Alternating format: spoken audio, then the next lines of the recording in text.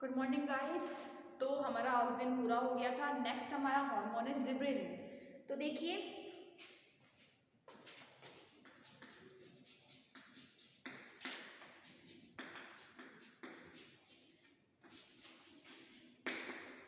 तो हमारा second hormone है जिब्रेलिन। तो सबसे पहले देखिए, जिब्रेलिन की खोज हुई थी एक फंजाई में। कुरोसावा नाम के एक साइंटिस्ट थे जिन्होंने जिब्रेला फ्यूजिकोराई, ठीक है, जिब्रेला फ्यूजिकोराई फंजाई में जिब्रेलिन की खोज की थी, ठीक है। उसके बाद बहुत सारे साइंटिस्ट आए जिन्होंने, हम बात करें कहानबे, युगोटा, इन्होंने क्या किया, इसको आइसोलेट किया। और एक साइंटिस्ट थे हमारे सुमाकी, उन्होंने क्या किया, इसको क्रिस्टलाइजेशन किया, ठीक है। तो अब देखिए, जो ऑक्सीजन था वो हमारे बहुत सारे फिजियोलॉजिकल इफेक्ट कर रहा था। तो उसी तरह ये जो हमारा जिब्रेलिन है वो भी रिस्पॉन्सिबल होता है इलोंगेशन के लिए, ठीक है। ये जो हमारा जिब्रेलिन होता है ये भी इलोंगेशन के लिए रिस्पॉन्सिबल होता है।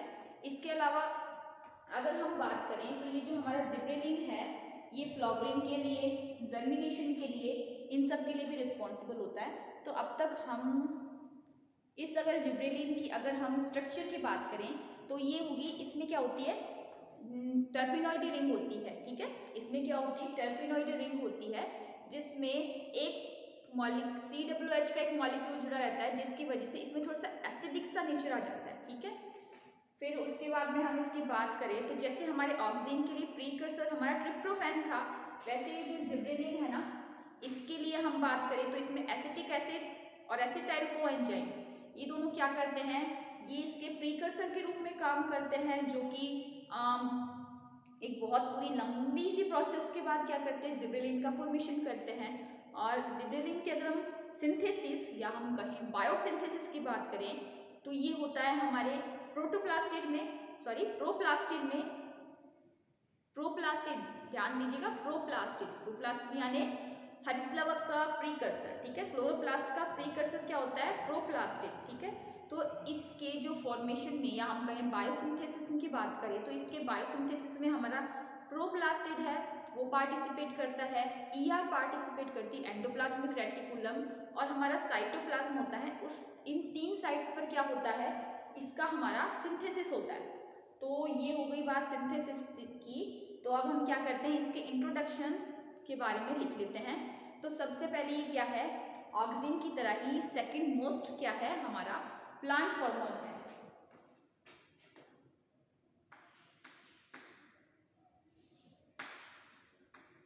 जिब्रेलिन को शॉर्ट में जीबी लिख रहे हैं।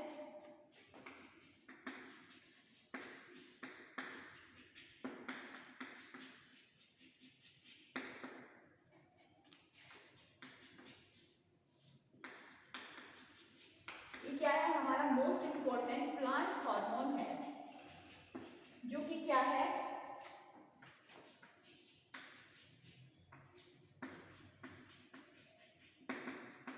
रिस्पॉन्सिबल है फॉर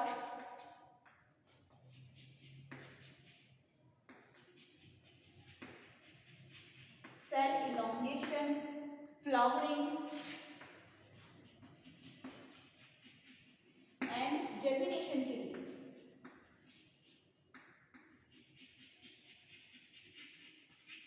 देखिए, जहां हमारा ऑक्सीजन था वो जर्मिनेशन को इनहिबिट कर रहा था और डॉर्मेंसी को बढ़ा रहा था, वहीं क्या है, हमारा जिब्रेलिन है ये जर्मिनेशन को इंड्यूस करेगा और हमारी जो डॉर्मेंसी है उसको क्या कर देगा, कम कर देगा।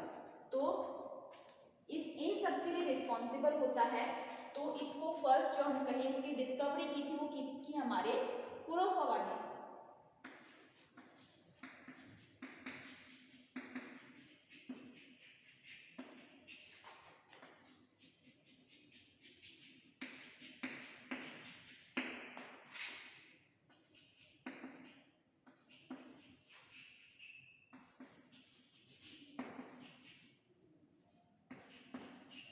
हमारे ये फ्यूजिकोराई है,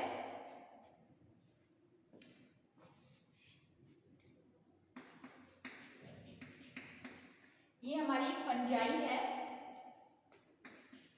उसमें क्या है, इस जिब्रेलिन की खोज की गई थी, किसने की थी, हमारे कुरोसावा ने।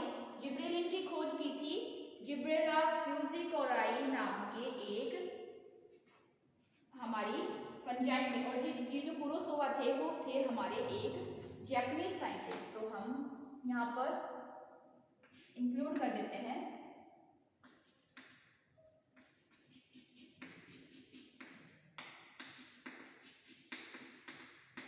हमारे जापानीज साइंटिस्ट कुरोसोवा ने क्या किया था, फ्यूजिकोराई जिब्रेला फ्यूजिकोराई ने इसकी खोज की थी। ठीक है, उसके बाद हमारे नेक्स्ट साइंटिस्ट आए, उन्होंने क्या है, इन्होंने इसको आइसोलेट किया, जिसमें से हम बात करें कहानबे की, यूबोटा की,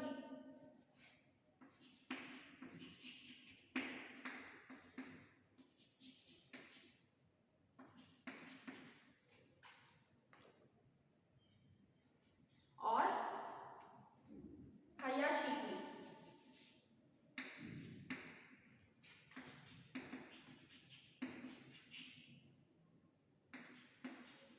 उन्होंने क्या किया, जिब्रेलिन को हम यूबोटा, कानबे और हायाशी ने क्या किया, इस जिब्रेलिन को किया था क्या आइसोलेट किया था। देखिए आपको जिब्रेलिन जीपी भी लिख जाएगा और जीए भी लिखा मिल जाएगा। ठीक है, जिब्रेलिन को जीबी भी लिखते हैं, जीए भी लिखते हैं, तो और जीबीए भी लिखते हैं। ठीक है, जिब्रेलिन को शॉर्ट में जीबी भी लिखते हैं, जीए भी लिखते हैं और जीबीए भी लिखते हैं, तो आप ध्यान रखिएगा। तो जीबी लिखा है वो भी ठीक है, जीए लिखा है वो भी ठीक है, जीबीए लिखा है वो भी ठीक है, इसकी शॉर्ट फॉर्म है ये। तो इन्होंने कर लिया इसको आइसोलेट। उसके बाद एक सुमाकी साइंटिस्ट थे,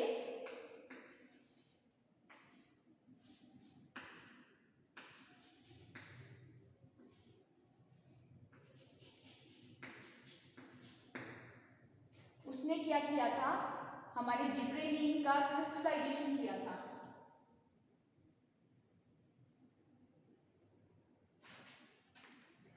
ठीक है, तो ये जो हमारे साइंटिस्ट हैं सुमाकी, उन्होंने किया हमारे जिब्रेलिन का क्रिस्टलाइजेशन किया था।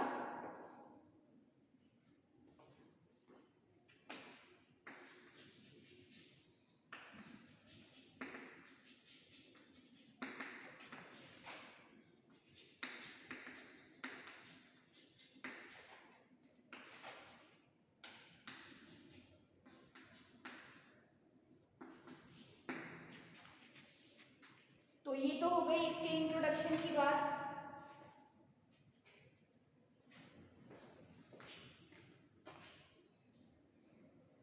नेक्स्ट आती है इसके जहां पर ये मिलता है और जैसे ट्रांसपोर्ट होता है, तो अक्रेंस और डिस्ट्रीब्यूशन। तो अगर हम इसके ऑकरेंस और डिस्ट्रीब्यूशन की बात करें तो ये हमारे मिलता है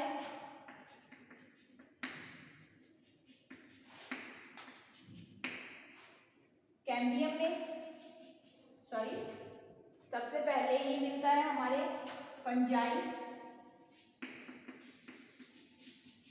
एल्गिन मिलता है, हायर प्लांट्स, एंजियोस्पर्म, जिम्नोस्पर्म,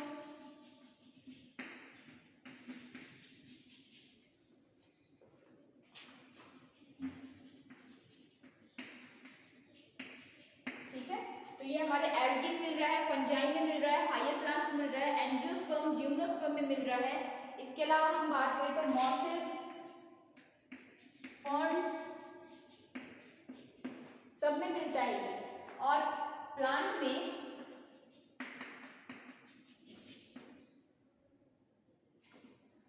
ये मिल रहा है, या फिर हम बात करें प्लांट में इसका डिस्ट्रीब्यूशन,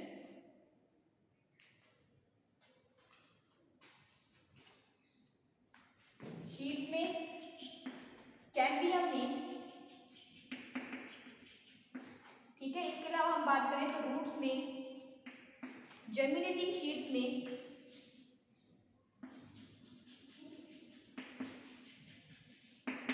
फ्लावर्स में, सब में क्या है, ये हमारे मिल रहा है। इसके अलावा हाँ, एंडोस्पर्म में मिलता है ये हमारे।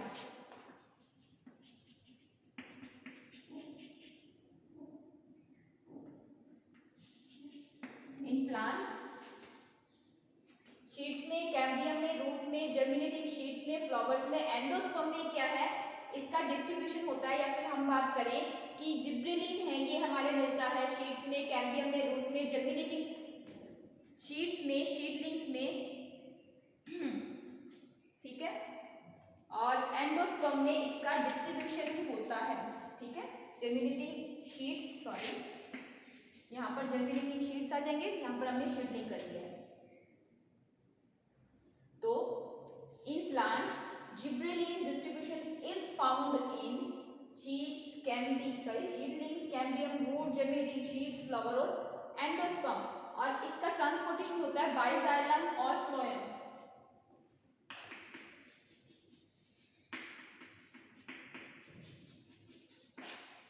ट्रांसपोर्टेशन जिब्रेलिन का बाय जाइलम एंड फ्लोएम। ठीक है, इसके द्वारा इसका क्या होता है, ट्रांसपोर्टेशन होता है।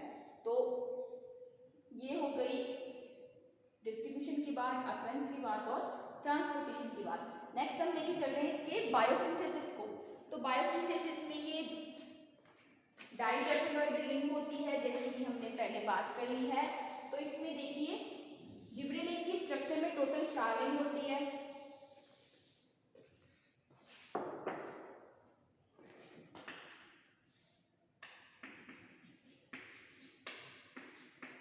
ठीक है, जिब्रेलिन है, इसकी स्ट्रक्चर में टोटल होती है हमारे 4 रिंग।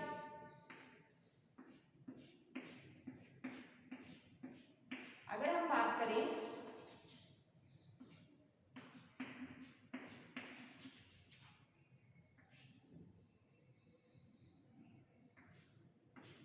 तो देखिए यहाँ 1 रिंग, 2 रिंग, 3 रिंग, 4 रिंग हो गई हमारी।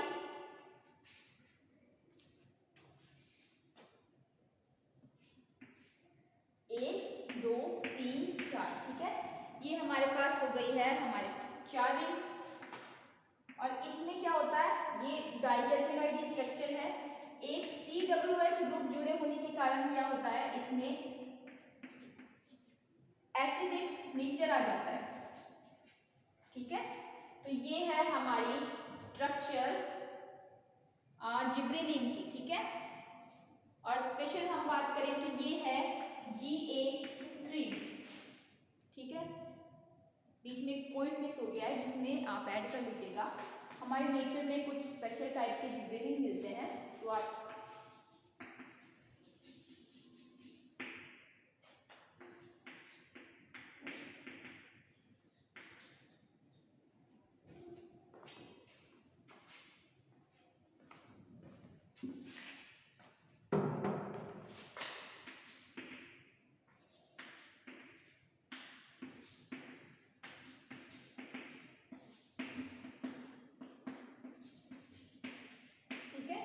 तो नेचर में हमारे ये इतने टाइप के जिब्रेलिन मिलते हैं in nature. GA first, second, third, fourth, seventh and 9th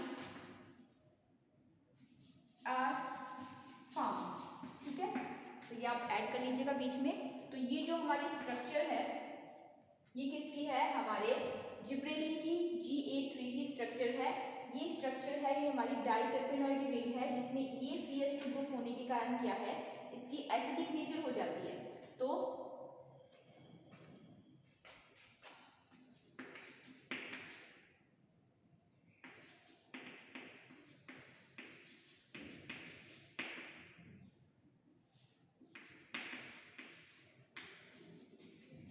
डाइटर्पेनॉइड ring structure in which due to COOH group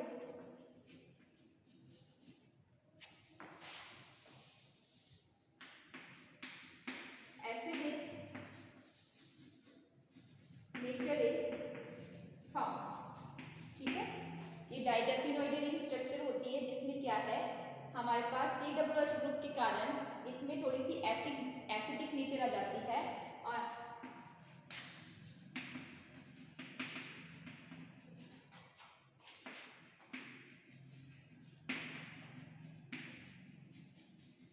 और जिब्रेलिन में टोटल हमारे पास 4 रिंग होती है, 1 2 3 4 रिंग हो गई हमारे पास। तो ये 4 रिंग स्ट्रक्चर है जिसमें क्या है हमारे पास डाई टर्पिडोइड रिंग है, और जिसमें क्या है COOH ग्रुप की प्रेजेंस के कारण हमारे पास क्या है इसकी नेचर है एसिडिक हो रही है। ठीक है, ये हो गई स्ट्रक्चर की बात इसकी।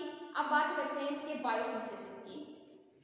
तो बायोसिंथेसिस में हमने जैसे पहले बात कर ली थी कि इसके क्या है प्रीकर्सर हमारे एसिटिक एसिड और एसिटाइल कोएंजाइम है। ठीक है, दोनों क्या है दो दो कार्बन की है।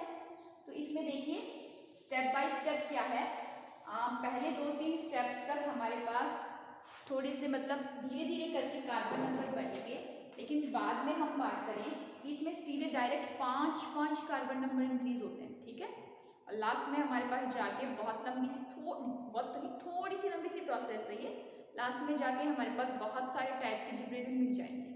तो biosynthesis of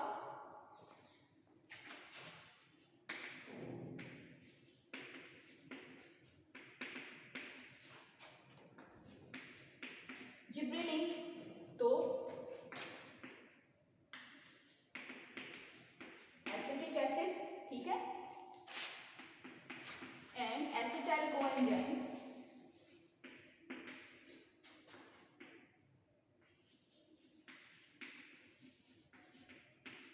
precursor of gibberellin. ठीक है, हमारे पास क्या है एसिटिक एसिड एसिटाइल कोएंजाइम, ये दोनों क्या प्रीकर्सर के रूप में काम करते हैं। और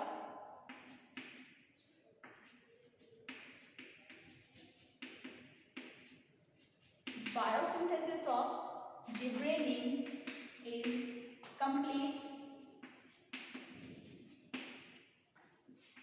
completed in प्रोप्लास्टिड। ठीक है, हम ध्यान दीजिएगा प्रोप्लास्टिड की बात कर रहे हैं,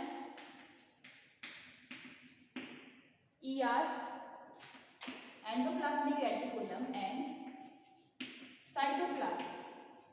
ठीक है, तो इसका बायोसिंथेसिस हमारे कंप्लीट हो रहा है प्रोटोप्लास्टिड में, ER में और साइटोप्लाज्म में। आप नोट कीजिए।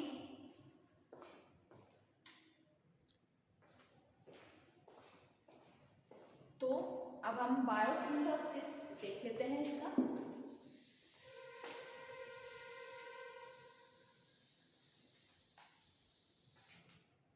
तो देखिए बायोसिंथेसिस स्टार्ट होगा हमारा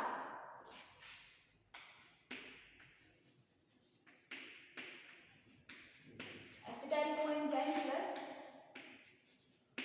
एसिटिक एसिड से। ठीक है, दोनों क्या है 2 कार्बन कंपाउंड है,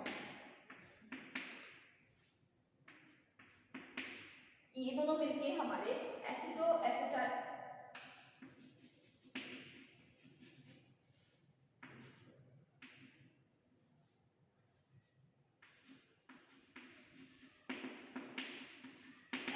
एसिटिक एसिड का फॉर्मेशन करेगा, जो कि हमारे पास क्या है 4 कार्बन कंपाउंड है। उसके बाद ये एसिटो एसिटिक एसिड है, ये मैल्वोनिक एसिड में कन्वर्ट हो जाएगा, जो कि 6 कार्बन कंपाउंड है। ठीक है, एसिटो एसिटिक एसिड है, ये 4 कार्बन कंपाउंड है, उसके बाद ये मैल्वोनिक एसिड में कन्वर्ट हो जाएगा। तो देखिए यहाँ पर हमारा ठीक है 4 कार्बन कंपाउंड है, ये 6 कार्बन कंपाउंड है। तो यहाँ पर क्या है एसिटाइल कोएंजाइम है वो ऐड हो जाएगा इसमें और बन जाएगा हमारे मैल्वोनिक एसिड, इसको हम शॉर्ट में लिखते हैं MVE, है ना।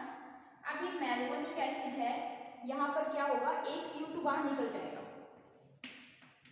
और ATP है, ADP में कन्वर्ट हो जाएगा।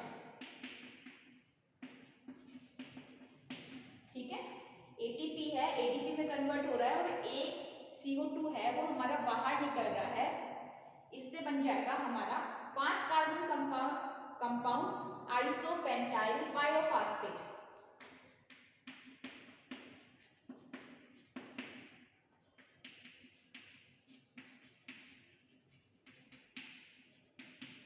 ठीक है, इसको हम शॉर्ट में बोलते हैं IPP, जो कि क्या है 5 कार्बन कंपाउंड है। ठीक है, अभी आइसोपेंटाइल पायरोफॉस्फेट है, ये क्या है, ये 5 कार्बन कंपाउंड है। इसके बाद देखिए, इसके बाद सीधे क्या होगा हमारे पास, हमारे पास सीधे 5 कार्बन ऐड होंगे, 5 कार्बन ऐड होंगे। अब देखिए आइसोपेंटाइल पायरोफॉस्फेट प्लस IPP ही ऐड होगा। ठीक है, 2 IPP के कंपाउंड मिलेंगे और बनाएंगे हमारा जीरेनाइल पायरोफॉस्फेट।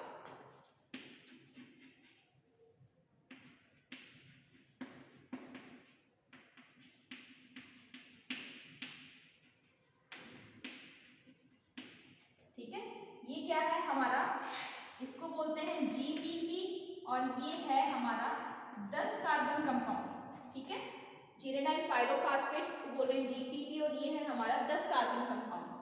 अब इसमें क्या होगा, GPP, इसमें भी क्या होगा, ऐड हो जाएगा हमारा आइसोपेंटाइल पायरोफॉस्फेट होगा, वो ऐड हो जाएगा इसमें भी।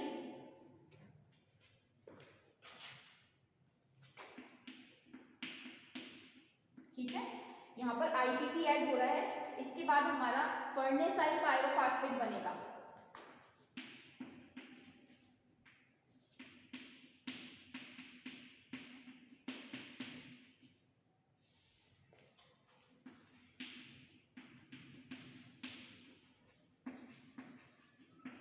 ठीक है, फर्नेसाइल पायरोफॉस्फेट बन गया। ये है हमारा 15 कार्बन कंपाउंड, और इसको हम शॉर्ट में बोलते हैं FPP, और ये है हमारा 15 कार्बन कंपाउंड। ठीक है, अब ये देखिए, ये जो हमारा फर्नेसाइल है, इसमें भी क्या होगा, IPP ऐड होगा, और ये जीरेनाइल पायरोफॉस्फेट में कन्वर्ट हो जाएगा।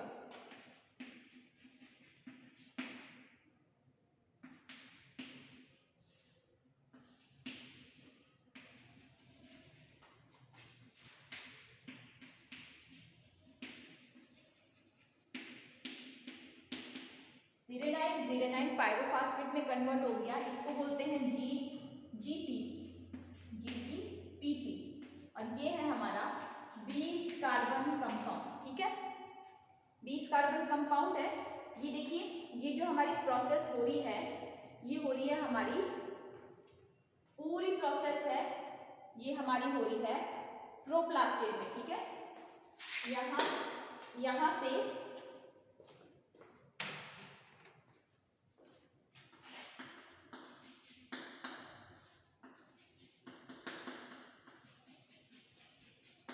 ठीक है, एसिटाइल कोएंजाइम से, एसिटिक एसिड से लेकर ये एंड कॉलिन बन रहा है हमारा, यहाँ तक की पूरी प्रोसेस किसमें हो रही है हमारी, ये पूरी प्रोसेस हो रही है प्रोप्लास्टिड में। ठीक है, ये पूरी प्रोसेस है हमारी प्रोप्लास्टिड में हो रही है।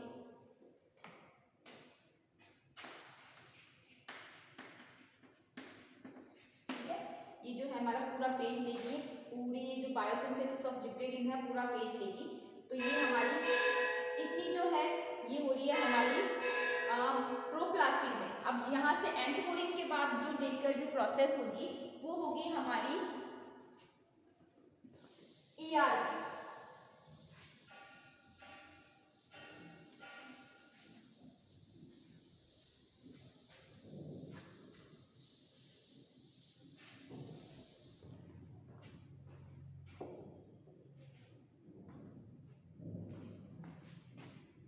अब देखिए प्रोप्लास्टिड है, ये प्रो एंड कोरिन कहाँ चला जाएगा ERG। तो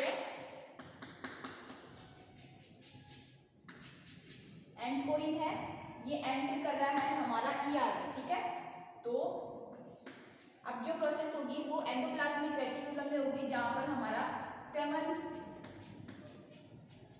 हाइड्रोक्सीकोरोनिक एसिड,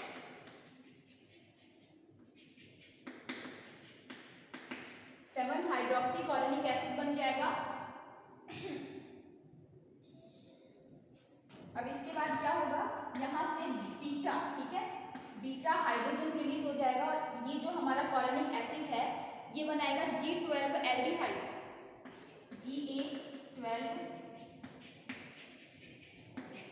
एल्डिहाइड का फॉर्मेशन कर लेगा। इसके बाद ये जो हमारा G12 एल्डिहाइड है ये चला जाएगा साइटोसॉल में, ठीक है। यहाँ से जो प्रोसेस है ये हमारी हो जाएगी साइटोसॉल या साइटोप्लाज्म में, ठीक है। इसके बाद जो हमारी प्रोसेस है वो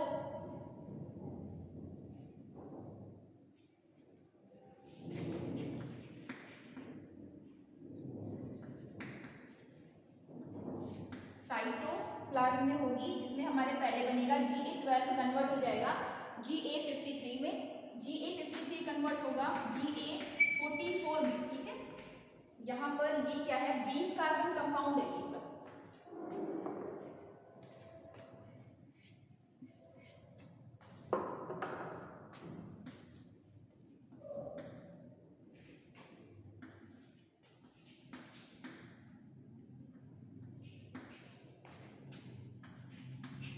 ये सब क्या है 20 कार्बन कंपाउंड है, Ga12, Ga53, Ga44।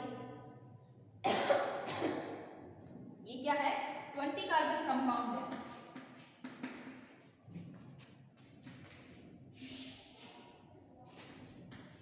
इसके बाद हमारा एक CO2 रिलीज हो जाएगा और Ga20 बनेगा, जो कि हमारे 19 कार्बन जिब्रेलिन कंपाउंड है, ठीक है।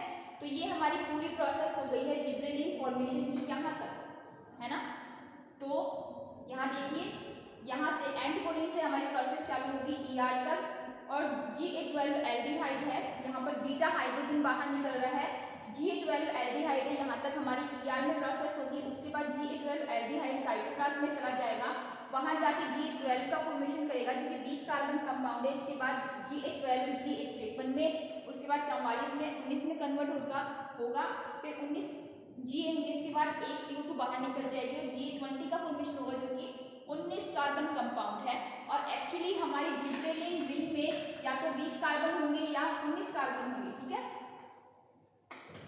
आप कहीं पे ऐड नोट कर लीजिएगा, हमारी जिब्रेलिन की रिंग में या तो 19 कार्बन होते हैं या 20 कार्बन होते हैं। तो यहाँ से लेकर यहाँ तक ये सब क्या है हमारे जिब्रेलिन कंपाउंड ही है, और ये है जिब्रेलिन का बायोसिंथेसिस।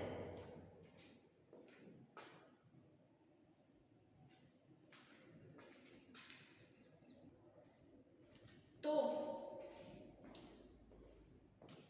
हमारे सबसे पहले एक बार वापस से रिपीट कर लेते हैं जिब्रेलिन के बायोसिंथेसिस को। सबसे पहले क्या होता है, एसिटिक एसिड और एसिटाइल कोएंजाइम दोनों दो कार्बन कंपाउंड है जो कि किसका फॉर्मेशन करते हैं, एसिटो एसिटाइल एसिड का।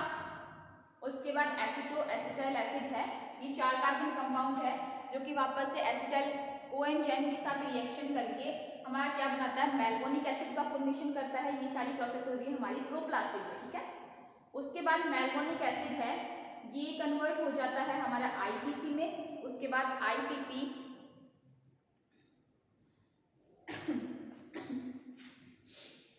ये हमारा 5 कार्बन कंपाउंड है IPP। उसके बाद जिरेनाइल पायरोफॉस्फेट या GPP में कन्वर्ट हो जाता है, GPP कन्वर्ट होता है हमारा FPP में, FPP कन्वर्ट हो रहा है हमारा GGPP में, ठीक है। इस दौरान क्या है, हर एक स्टेप में हमारा एक IPP मॉलिक्यूल ऐड होगा। तो हमारा जो लास्ट में बना है GPP, ये क्या है 20 कार्बन कंपाउंड है जो कि कन्वर्ट हो जाएगा एंड कोरिन। अब एंड कोरिन क्या होगा, प्रोप्लास्टिक से निकल के ER में आ जाएगा, जहां पर वो किसका फॉर्मेशन करेगा, 7 हाइड्रोक्सीकोरोनिक एसिड का फॉर्मेशन करेगा। इसके बाद क्या होगा, एक बीटा कार्बन रिलीज होगा और ये 7 हाइड्रोक्सीकोरोनिक एसिड कन्वर्ट हो जाएगा हमारा Ga12 एल्डिहाइड में। Ga12 एल्डिहाइड हमारा साइटोप्लाज्म में आ जाएगा, जहां पर वो क्या है Ga12 का फॉर्मेशन करेगा। यहाँ से हमारे जिब्रेलिन बनना स्टार्ट होंगे। उसके बाद जिब्रेलिन 12 बना है, ये 20 कार्बन कंपाउंड है जो कि 53 में, 44 में, 19 में कन्वर्ट होगा। 19 के बाद हम बात करें तो यहाँ से एक CO2 मॉलिक्यूल निकलेगा और Ga20 का फॉर्मेशन होगा जो कि हमारा 19 कार्बन रिंग कंपाउंड है। और जो हमारे जिब्रेलिन है वो या तो 19 कार्बन रिंग कंपाउंड होते हैं या फिर हमारे 20 कार्बन रिंग कंपाउंड होते हैं।